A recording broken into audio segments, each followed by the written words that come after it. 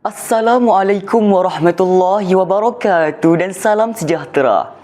Sekalung penghargaan buat Tuan Pengerusi Majlis, barisan panel hakim yang arif lagi bijaksana, dif-dif kehormat yang dihormati, para guru, rakan-rakan peserta, seterusnya hadirin yang saya muliakan. Negarawan Ulum Tun Abdul Razak Husin pernah menegaskan bahawa perpaduan ialah kekuatan utama negara. Bertepatan dengan semangat itu, rukun negara diisytiharkan pada tahun 1970 sebagai ideologi kebangsaan bagi menyatukan rakyat selepas negara melalui detik hitam perpecahan. Lebih 5 dekad telah berlalu, namun persoalannya, adakah 5 prinsip itu sekadar menjadi lafaz di bibir atau benar-benar hidup di dalam jiwa kita? Maka, dengan penuh keyakinan saya berdiri di pentas ini untuk menegaskan bahawa penghayatan prinsip-prinsip rukun negara merupakan kunci utama bersama membina negara bangsa yang bersatu, berdaulat dan sejahtera. Hadirin sekalian, pragmatik saya yang pertama, kepercayaan kepada Tuhan membentuk masyarakat yang berintegriti.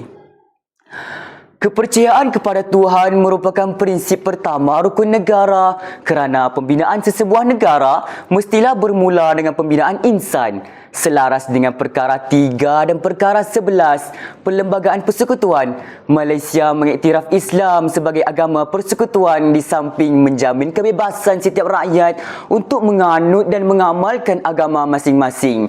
Peruntukan ini membuktikan bahawa negara kita dibina atas asas hormat terhadap kepelbagaian kepercayaan.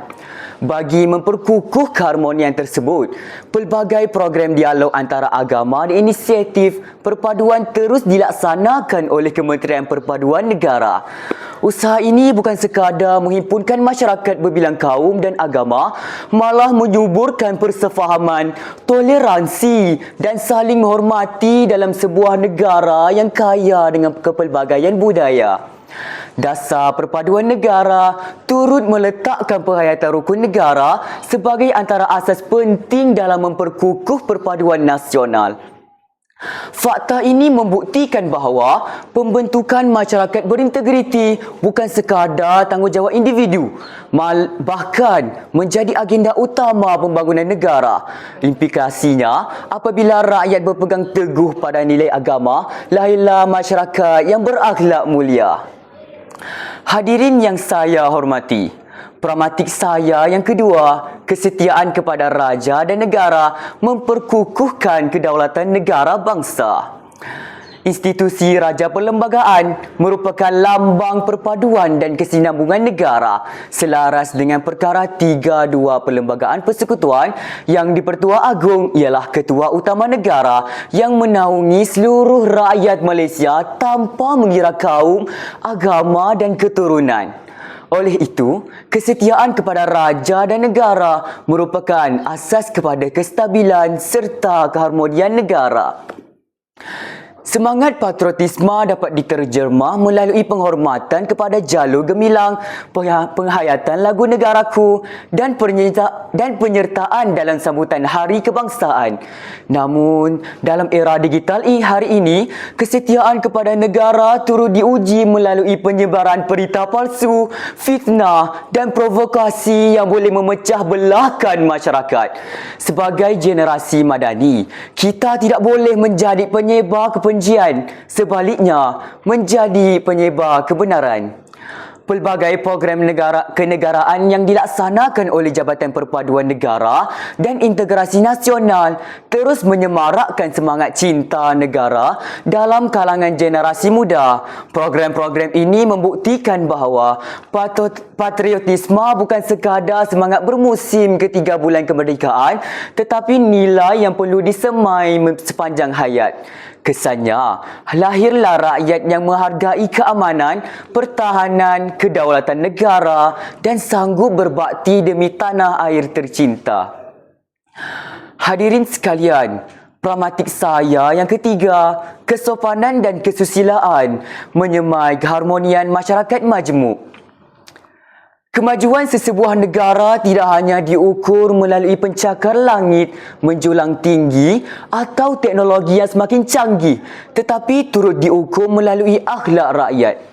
Hari ini, media sosial bukan ruang komunikasi tanpa sepadan, namun di sebalik manfaat tersebut, kita masih berdepan dengan isu buli cyber, penghinaan, fitnah dan ucapan kebencian yang mampu meretakkan hubungan sesama masyarakat.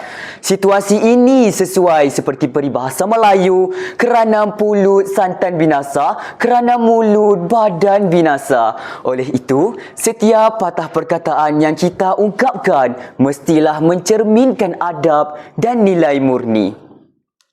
Pelbagai kempen kesedaran berkaitan etika komunikasi dan literasi digital terus dilaksanakan bagi membentuk masyarakat yang lebih berhemah ketika berinteraksi. Implikasinya, apabila masyarakat mengamalkan budaya hormat menghormati, perselisihan dapat diselesaikan melalui hikmah, manakala perpaduan akan terus diperkukuh.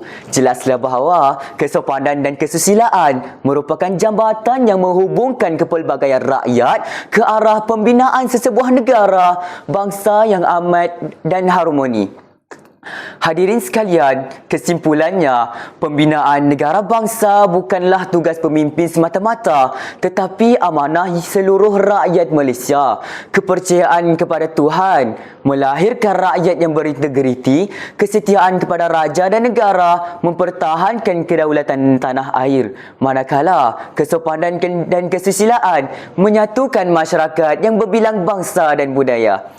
Marilah kita menjadikan rukun negara bukan sekadar ikrar yang dilafazkan pada setiap perhimpunan, tetapi kompas yang memandu setiap tindakan kita. Andai prinsip-prinsip ini terus subuh dalam jiwa rakyat, saya yakin Malaysia bukan sahaja dikenali sebagai sebuah negara yang maju, malah sebagai sebuah negara bangsa yang bersatu, berakhlak dan disegani dunia. Sekian, wabillahi taufiq wal hidayah. Assalamualaikum warahmatullahi wabarakatuh.